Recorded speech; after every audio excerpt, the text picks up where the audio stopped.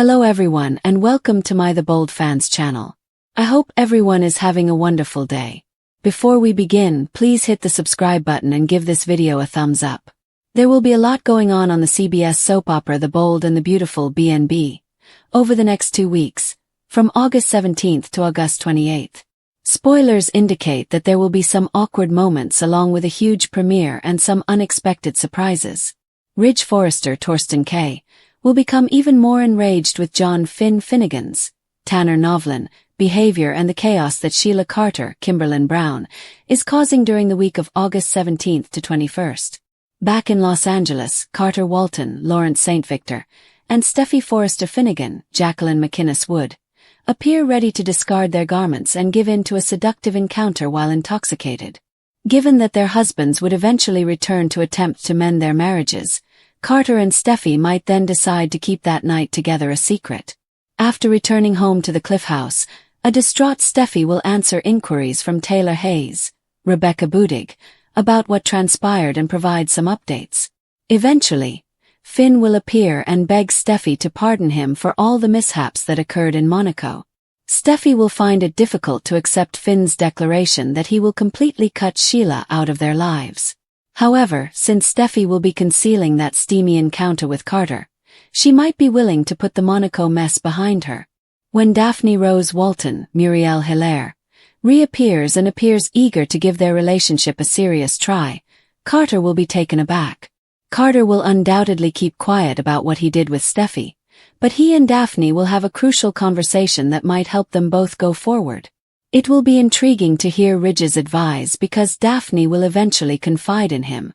Katie Logan Spencer will continue to be concerned about Melissa Dillon's, Sydney Bullock, plans for Will Spencer, Crew Morrow, in the interim. Dillon and Electra Forrester, Lania Grace, will also have a heated argument, with Electra threatening to fire Dillon if she doesn't avoid Will. RJ Forrester, Brian Nicoletti, will try to persuade Zen Forrester Dominguez, Delon Demetz, to accept a fresh proposition, most likely one concerning the youth line involving Electra. Will and Dillon will be present at Bikini Bar when Electra and RJ show up, so it sounds like they will be compelled to go on what is practically the most embarrassing double date imaginable. That won't stop Will from getting closer to Dillon, but so it appears that they will intensify their relationship in the bedroom. Kelly Sullivan will make her first B&B appearance as Darcy Dillon on August 27th. Therefore the week of August 24th to 28th will feature a significant debut. Since Darcy is Dillon's mother, they will reunite and catch up when Darcy visits the area. Katie dislikes Dillon and will undoubtedly dislike her mother as well. Darcy might get more protective the more Katie disparages Dillon. Nevertheless, Darcy might not fully agree with Dillon's decisions either. When her mother appears in Los Angeles, it will be intriguing to observe Dillon and Darcy's connection. Lastly, when they keep Finn and Daphne in the dark about their intimate rendezvous, Steffi and Carter might experience some guilt. Carter and Steffi might be tempted to give in to the pressure, but ultimately they might strengthen their covert agreement. According to teasers for The Bold and the Beautiful, there will be a lot of action over the next 2 weeks, so pay attention. The upcoming 2 weeks on The Bold and the Beautiful will tighten a number of knotted strands in the sun-drenched world of Los Angeles fashion and family intrigue. Once stable relationships start to break down under duress, and the Forresters, Spencers, and Logan's power dynamics could be drastically altered by unforeseen arrivals and covert deals. A series of uncomfortable encounters, calculated risks, and the unexpected arrival of someone who has the power to upend the meticulously planned lives of those already caught up in the city's never-ending drama are what transpire. Unresolved tension weighs heavily on Steffi Forrester Finnegan's return from Monaco. Instead of rekindling her marriage to Finn, the trip turns into a furnace. Finn finds himself in a difficult situation when Sheila Carter unexpectedly shows up on the same aircraft. He makes a clandestine deal with his biological mother in an attempt to save what little he still has with Steffi.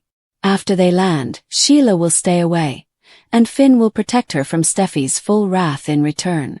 Both of them must uphold appearances while the reality lurks beneath the surface of their precarious arrangement. There is a mixture of relief and lingering suspicion when Steffi and Finn eventually reconnect in the glitz of Monaco. Everything is made more difficult by Sheila's subsequent intervention when Steffi was actually in danger. For a brief and confusing period, the woman Steffi has always considered a threat ends up saving her from danger. Although years of betrayal are not erased by that act of rescue, it does sow the seeds of reluctant reappraisal. The emotional impact forces Steffi to rely on unanticipated sources of assistance by the time she returns to Los Angeles. As he navigates his own personal storms, Carter Walton develops into a silent confidant. There is a lot of implicit understanding in their interactions. Steffi is left to question whether trust can ever be totally rebuilt as Ridge's heated altercation with Finn only widens the rift. Back in the city, Deacon Sharp musters the bravery, or recklessness, to make a choice. The gap between Deacon and Taylor Hayes has grown to the point where neither can ignore it while Steffi and Finn are away. The shared vulnerabilities, the late-night conversations, and the way Taylor's presence helps him recover from the gradual breakdown of his marriage to Sheila all come together. Deacon falls to one knee one evening. The suggestion is made with the quiet earnestness of a man who has finally come to the conclusion that he cannot continue to live in half measures, rather than with great theatrics. Taylor is instantly shocked. She wonders if he is sincere, if the timing is correct, and if their separate past's ghosts will let them have a true future. When she responds, it will have an impact. Sheila will have to face the fact that her marriage is ending. Ridge will be drawn to it in ways that are rarely tactful. And just when Taylor was starting to think she would at last find peace, it will put her in the middle of another tempest. In the shadows of the beach home, another relationship is developing at the same time. The relationship between Will Spencer and Electra Forrester has become more tense. They are now separated by more than simply physical distance. Sensing the change, Electra starts to distance herself from RJ in search of more stable ground. Forrester, Melissa Dillon, who most people just call Dillon, enters that opening. What started off as a friendship and a shared residence has evolved into something more intense. Dillon's unfettered personality and the way she views him without the burden of familial obligations captivate Will. Katie Logan Spencer observes the events with increasing concern. She has never really trusted Dillon's intentions, and her doubts grow more acute the more time her kid spends with him. Katie starts looking into Dillon's past, looking for contradictions or any sign that the young lady isn't who she says she is. Heated arguments that make both ladies uneasy are the result of the strain. When the four young people meet at Bikini, the awkwardness peaks. Arriving together, Dillon and Will are still figuring out the uncharted region of their intimacy. RJ is seated at an adjacent table, and Electra, whose alliance has become more intimate. Even though it wasn't intended that way, the double-date vibe is hard to miss.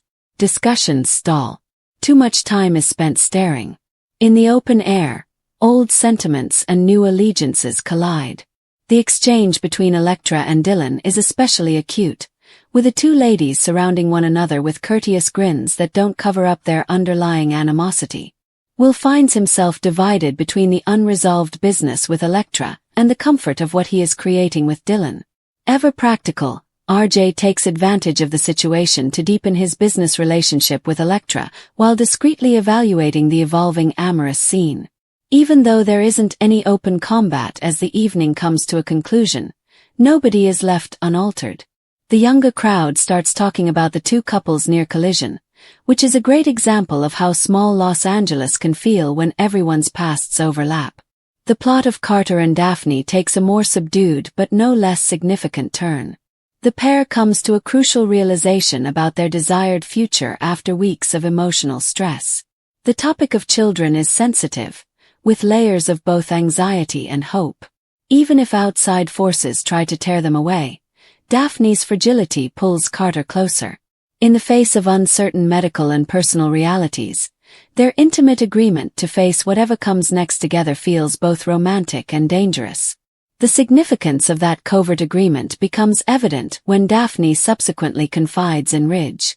Although Ridge's response is measured, the information puts him in a position of subtle power over two individuals whose lives are already entwined with the Forrester business. A new face enters an already packed scene. Darcy Dillon enters her daughter's complex life after stepping off an aircraft. For the sake of her mother, Melissa has concealed a great deal about her past, including the true scope of her hardships and the romanticized version of her life in California. Those meticulously crafted storylines are forced into the open by Darcy's unexpected arrival. She doesn't want to stay on the sidelines. There is an instant source of contention because her presence coincides with Katie's growing scrutiny of Dillon. Sharp-eyed and protective, Darcy won't allow anyone to control her daughter's status in the Spencer and Forrester circles. Dillon's interactions with Will, Electra, and the larger network of influential people are further complicated by the mother-daughter dynamic. Although Darcy's past is initially mostly unknown, her presence suggests that the enigmatic young woman who wandered into the beach house is no longer quite so alone, or quite so free to change her tale without repercussions.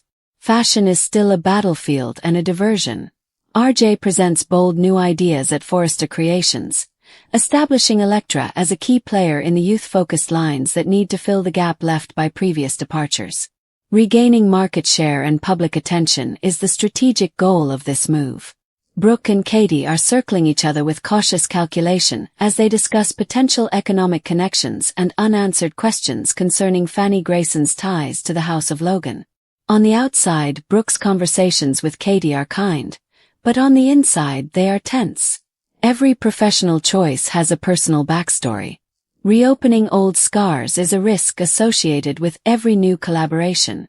The several private understandings start to strain as the 2 weeks go by. Once Steffi begins to piece together contradictions, Finn's private agreement with Sheila will not last forever. If Deacon and Taylor's potential engagement is approved, it will compel public discussions for which neither is entirely ready. The increasing intimacy between Dillon and Will, which is already under Katie's scrutiny, gets even more problematic when Darcy enters the situation and has the ability to support or obstruct her daughter. In the background, Carter and Daphne have a silent agreement regarding family that might either keep them stable or put them under more strain if things change. A city full of people attempting to control uncontrollable occurrences is the cumulative effect. Steffi has to choose how much of her husband's conflicted allegiance she can put up with. Taylor has to determine if love is sufficient to get past the mayhem that always seems to accompany Deacon. Will has to choose between the allure of something newer and less defined with Dillon and the security of the known with Electra.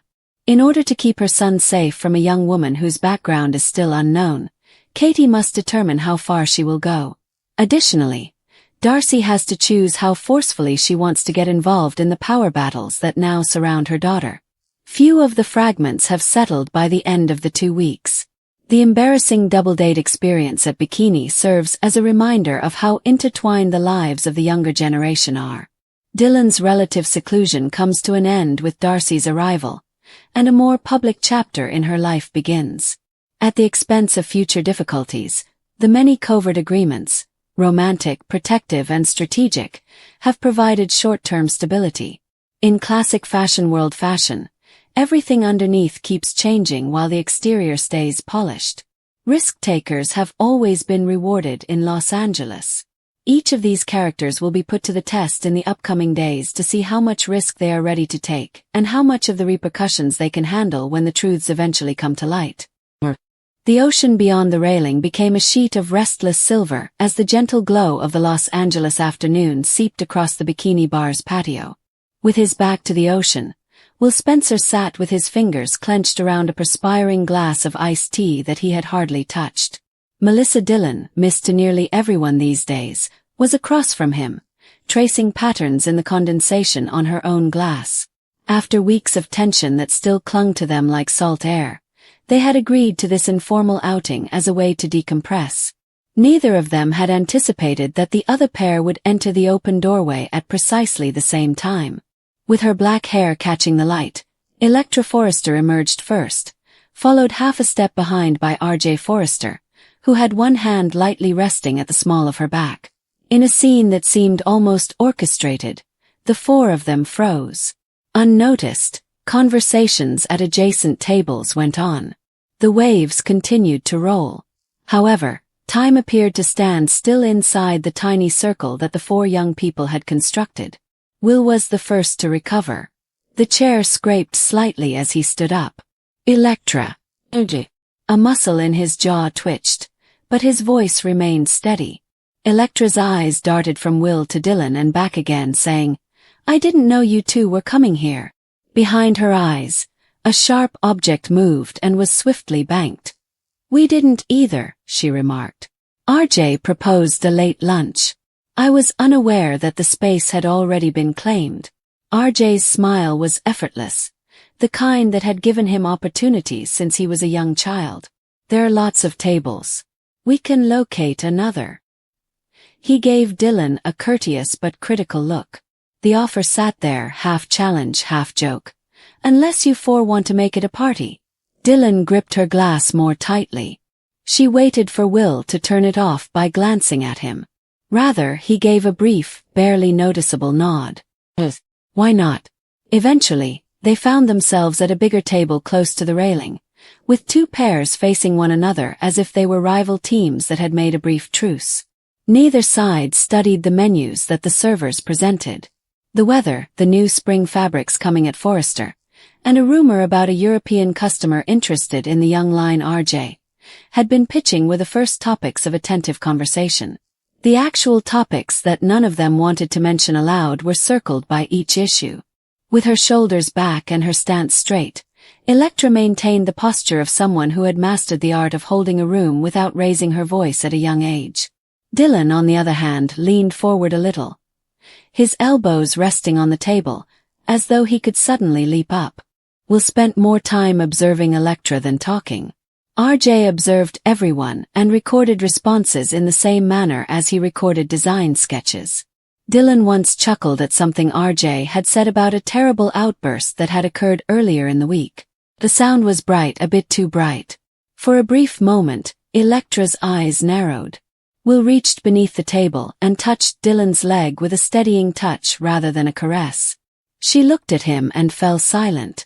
When the dinner arrived, the discomfort intensified. Plates were scraped by forks. Between bites there was silence. At last, Electra carefully put down her cutlery. "So," she continued, giving Dylan a direct look, "how long have you two been doing this?" Dylan did not flinch as he met the stare. "What are you doing?" "Having lunch." "You understand what I mean," Will said in a quiet voice. "Electra." "Not here," RJ said, raising one shoulder. "Perhaps it's best to make things plain. Each of us is an adult. Everybody has a past." Electra turned against him, saying, "Pretending otherwise only makes the room colder." "Simple for you to say." "I was right there when the blinds came down," RJ replied softly. "You're not the one who got blindsided. Doesn't mean I enjoy watching people twist." After that, the discussion broke out into more focused, smaller chunks. Electra and Dylan exchanged cautious jabs about unfulfilled vows and devotion. Will's attempt at mediation only caused the two women to give him the same frustrated looks. With the occasional dry comment that fell like a stone in calm water, RJ leaned back, satisfied to watch. The four of them had become brittlely polite by the time the check arrived. They got up, gathered their things, and marched in an uneven formation toward the parking lot. They muttered goodbyes. Nobody gave each other a hug. Nobody pledged to repeat the action. Dylan looked back once as the two couples parted ways to go to separate automobiles. Already, Electra was peering over her shoulder. The moment their gazes locked was more significant than the entire lunch. Will didn't say anything until they were inside his car. Dylan looked through the windshield and said, "That was a mistake. Perhaps. Or perhaps it was necessary." He turned on the engine and said, "It's better out in the open than rotting under the surface." Neither of them brought up how RJ had not retreated or how Electra's hand had touched RJ's as they were leaving. A different kind of arrival was taking place in a more sedate area of Los Angeles, across the metropolis. The woman who got off the private charter at the little executive terminal didn't seem like she belonged in the fashion industry. Her clothing was well-made, functional, and nondescript. She had her hair pulled back in a straightforward twist. However, as soon as she passed through customs and into the California sunshine, her posture changed, as though she was already evaluating the place using a personal benchmark. Darcy Dillon was her name. Not many in Los Angeles were aware of it at the time. Fewer still understood her motivation. She drove herself to a mid-range hotel close to the beach after renting a modest car, the kind of establishment that didn't ask questions as long as the credit card cleared. She painstakingly unpacked everything in her room, including a slim laptop, a folder of documents she secured in the room safe, many blouses, 2 jackets, and 1 evening dress. After that, she spent a considerable amount of time sitting on the bed's edge and gazing out the window at the ocean. It had been years since she had seen her daughter. The last conversation had concluded with doors being slammed and unchangeable statements. Melissa had always been obstinate, ever pursuing something that was just out of grasp. Distance, Darcy had hoped, would heal it. Rather, the distance had only widened until her daughter was living in Los Angeles, entangled with people whose last names held weight, history, and danger, according to a series of discreet queries through old friends. Darcy had no intention of making her presence known right away. She had to comprehend the terrain first. For the next 2 days, she moved cautiously between coffee shops close to Forrester Creations, the pavement outside the Spencer Beach House, and the periphery of discussions she could listen in on without participating. She became familiar with names. She discovered alliances. She discovered that her daughter had changed from the agitated young woman who had fled the house with a duffel bag and a grudge. Melissa Dillon had grown to be important to those in positions of authority, which meant that they could take advantage of